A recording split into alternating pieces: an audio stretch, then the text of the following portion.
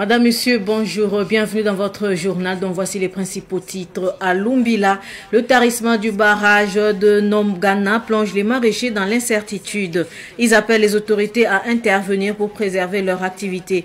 Un cri de détresse lancé hier au cours d'une manifestation. Les détails dans un instant. Dans ce journal, vous entendrez Nicorel Edou, un juriste gabonais vivant au Burkina Faso. Il partage son analyse sur les priorités qui attendent le président Brice Clotaire Oligui Nguema, récemment élu, alors que les attentes des Gabonais sont nombreuses et pressantes. Les détails dans ce journal.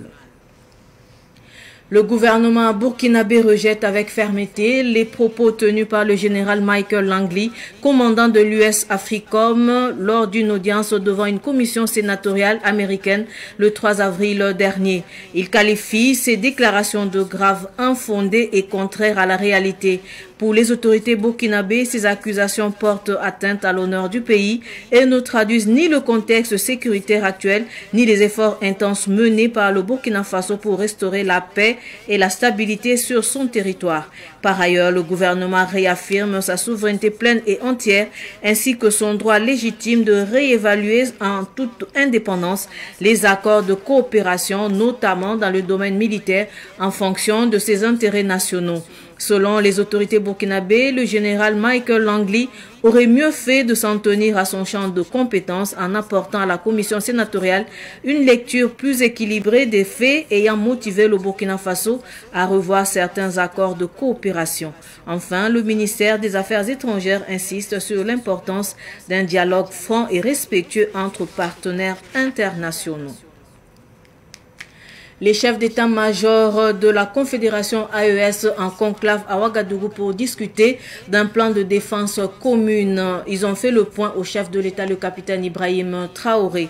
Le chef d'état-major général des armées du Mali, le général Oumar Diarra, nous fait le point à l'issue de la rencontre. Nous ressortons vraiment très satisfaits et ragaillardis encore par les orientations et les directives qui ont été données par le président. Ça nous donne beaucoup d'ardeur encore dans la mise en œuvre de la force unifiée de l'AES. Ça, c'est vraiment l'objet de la rencontre que nous sommes en train de tenir pratiquement depuis 24 heures à Ouagadougou aussi. On a eu aussi à rendre compte au président de l'examen du protocole additionnel de la force de l'AES et aussi le rétexte des deux opérations Yeroko 1 et Yeroko 2 que nous avons menées dans la zone des 3 frontières et les perspectives des autres opérations qui sont en train de planifier. Et pour dire encore que l'AES marche, la force de l'AES marche, en marge de la rencontre des chefs d'état-major des armées de l'AES à Ouagadougou, présentement depuis 48 heures à Bamako, il y a la rencontre des chefs d'état-major de l'armée de l'air de l'AES qui se tient à Bamako actuellement pour mutualiser les moyens aériens en mesure de défendre notre espace commun. Nous sommes dédiés, nous sommes déterminés et pour rassurer comme quoi la force de l'AES est en train de monter en puissance. Les terroristes changent de mode d'action quotidiennement. Et nous venons de recevoir vraiment des orientations très claires avec le président du Faso. Nous aussi nous montons en puissance et nous nous adaptons à ce mode d'action. Et je puis dire que vraiment la victoire est au bout, au profit des forces de l'AES.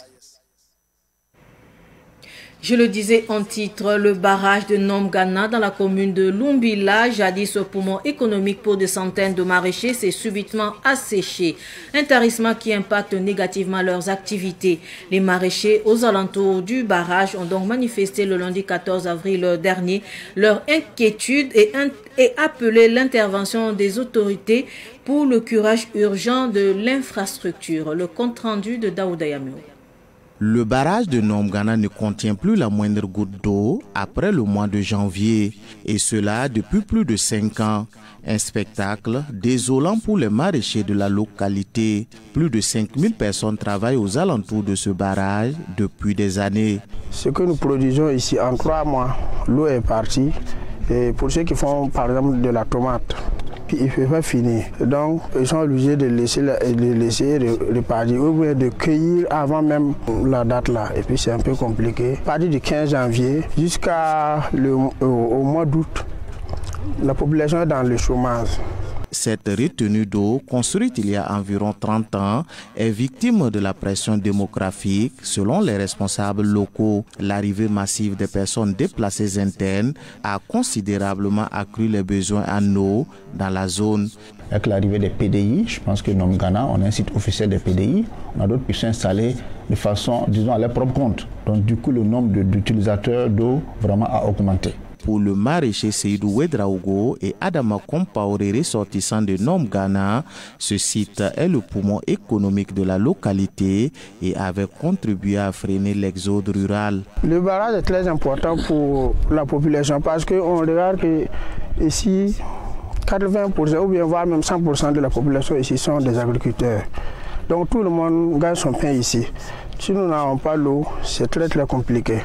Nous tous, on a suivi le début de ce barrage. On a vu l'importance, comment ce barrage a joué dans la vie de la population de ce village et a freiné un peu même l'exode même des jeunes vers les villes et puis aussi lutter un peu contre le chômage. Donc vu le trahissement précoce de ce barrage, vraiment ça joue sur l'économie de ce village et généralement sur l'économie même de la commune de Lumbila. Devant l'urgence, les populations ne comptent pas rester les bras croisés. Elles ont mis en place un fonds local alimenté par des contributions communautaires pour aider à la réhabilitation de leur barrage si l'État décide du curage de la retenue d'eau. La population a une coopérative ici. Voilà, donc les gens s'entendent très bien.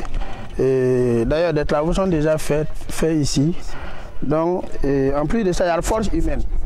Donc, si nous avons une aide ici, nous avons des gens de bonne volonté qui vont venir nous aider. Et physiquement, voilà, sans rien attendre, parce que c'est pour nous d'abord. En plus de ça, nous avons fait une cotisation que nous avons donnée à notre trésorier. Donc, qui peut nous aider, nous allons lui présenter ce que nous avons eu aussi comme cotisation pour accompagner l'activité.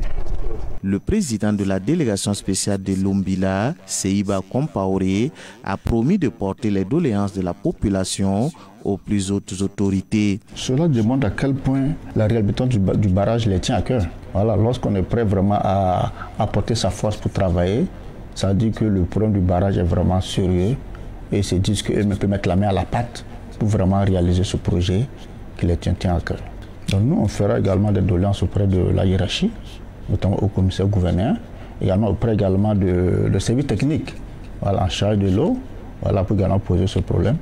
Et si vraiment la hiérarchie peut toucher également plus haut, le gouvernement serait également une bonne initiative. Je pense qu'on fera ce plaidoyer-là parce que nous représentons la population, voilà, aux yeux de l'État. Le barrage de Nom Ghana, situé dans la commune de Lumbila, dans la province de Lubri-Tenga, permettait à plus de 5000 familles de vivre du maraîchage. Son tarissement précoce compromet gravement la sécurité alimentaire locale et les revenus de nombreux foyers. Direction Koudougou, la société d'exploitation agricole et sylvo-pastorale SOSAP a tenu hier à Koudougou, dans le Boulkiamde, un atelier d'information sur l'efficacité agronomique de l'engrais organique concept Green Agro CGA. L'objectif principal de cet atelier était de porter à la connaissance du public les atouts de cet engrais dans la protection et l'amélioration de la qualité des sols. Le compte rendu de Sidiki Kabré. CGA est un engrais organique foliaire, entièrement biologique, dont les tests sur les sols ont donné des résultats promoteurs, comme en témoignent les premiers producteurs ayant l'expérimenté.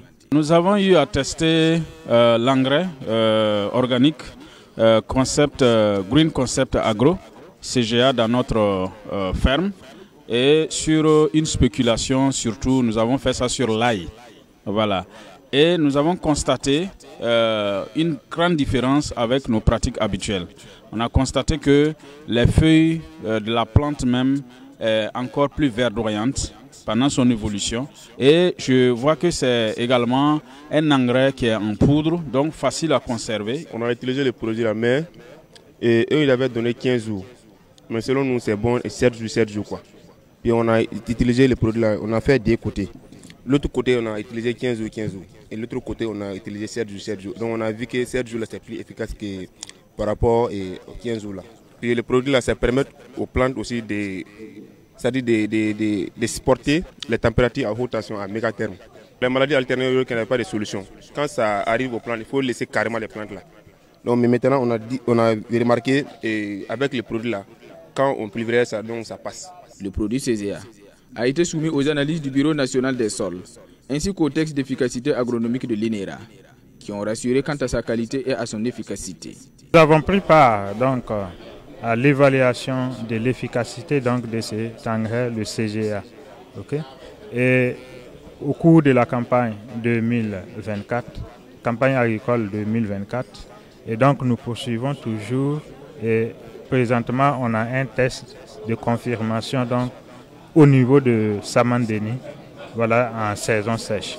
Ce que nous pouvons dire, c'est que le CGA est un biostimulant, donc un fertilisant qui fait partie de la gamme des biostimulants, donc qui permet donc d'améliorer les rendements au niveau des productions, que ce soit au niveau des productions céréalières ou au niveau des productions maraîchères.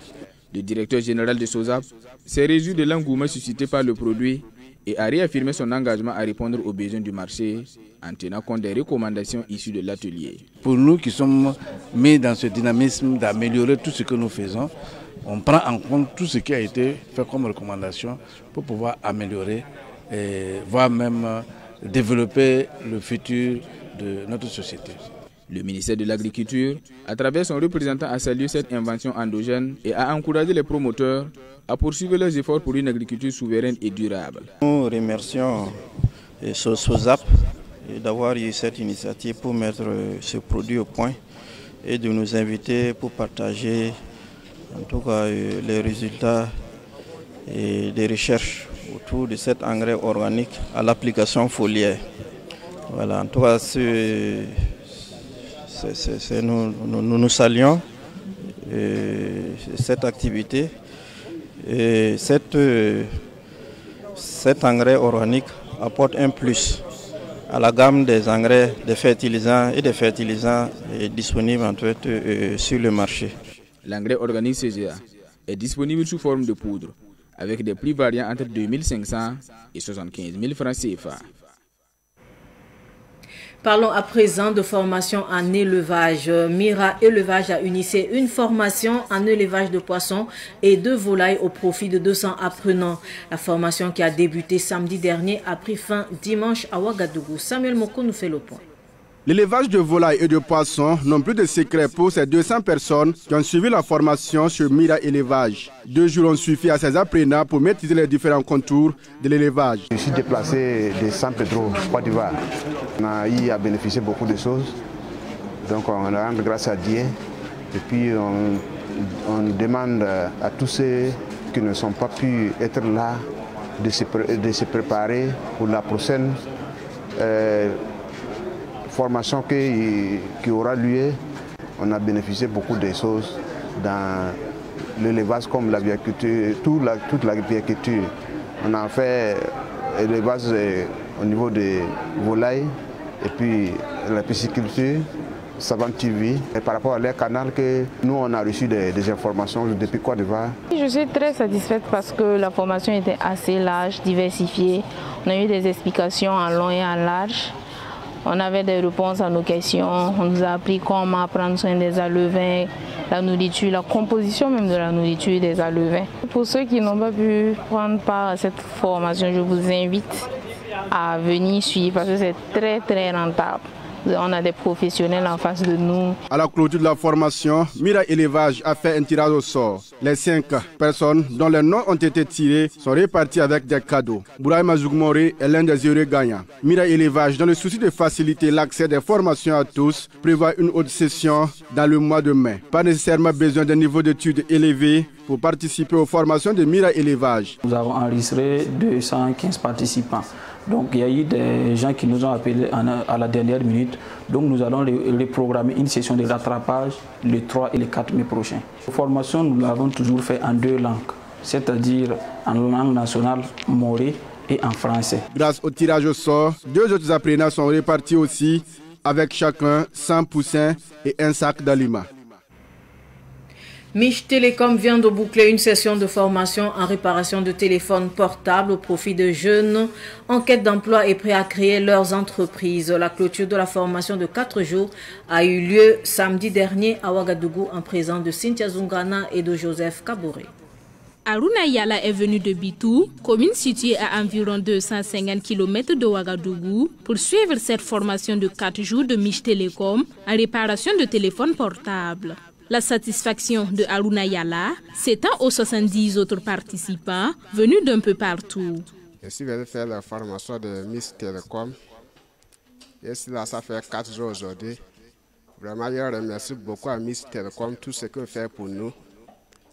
4 jours qu'elle fait ici, c'est qu'on a déjà fait 2 mois dans la réparation de quelque chose de 1 an. Donc, oui, ici, là, déjà, vous connaissez beaucoup de choses dans les téléphones.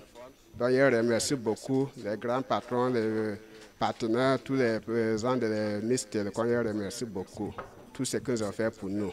Il n'est plus comment mettre l'écran, comment mettre le bout de charge, comment on change les plaquettes, comment mettre les batteries, comment le téléphone tombe dans l'eau, comment on fait les notages. Donc, on a appris beaucoup de choses.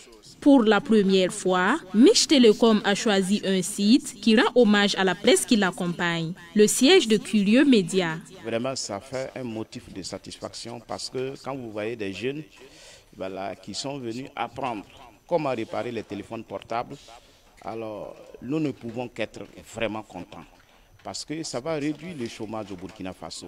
Et c'est vraiment ça notre objectif principal. Donc c'est pour appeler les uns et les autres, surtout la jeunesse burkinabé, à s'armer davantage de courage pour travailler, pour chercher un boulot, de quoi faire dans la vie.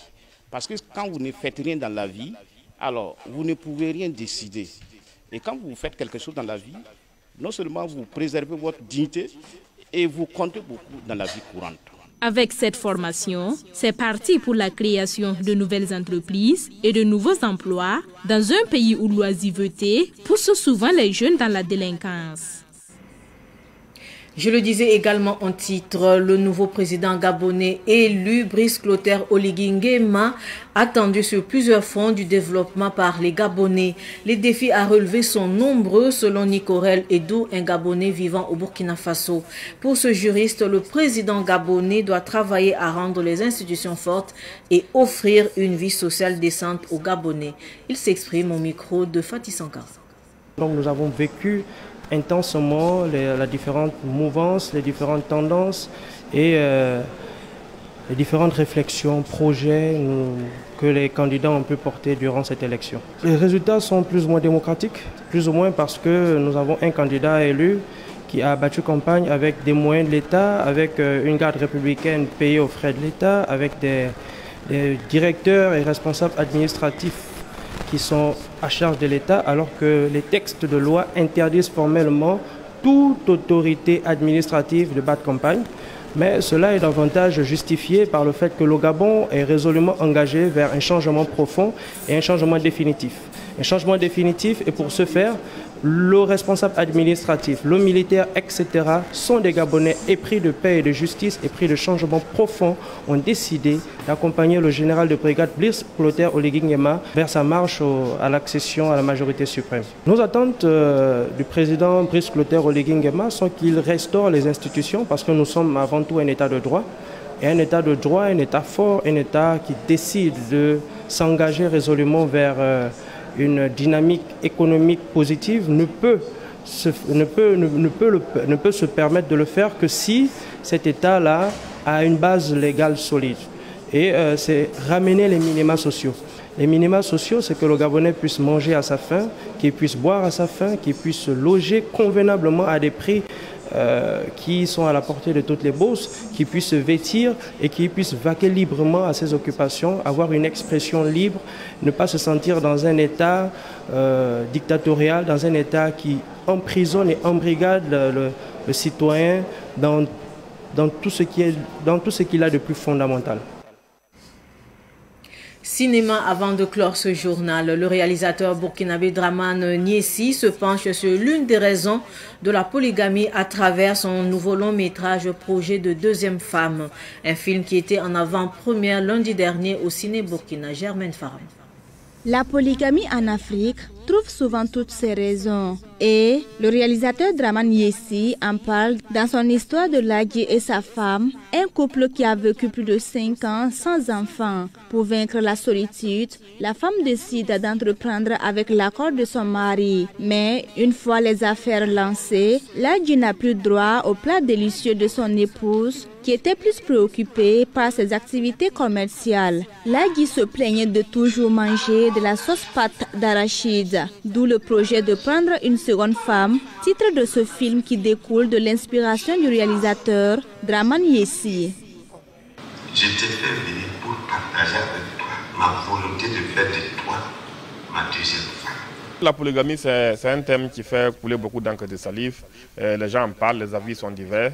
Et bon, nous avons eu l'inspiration de vouloir écrire ce film-là pour montrer toutes les facettes de la question.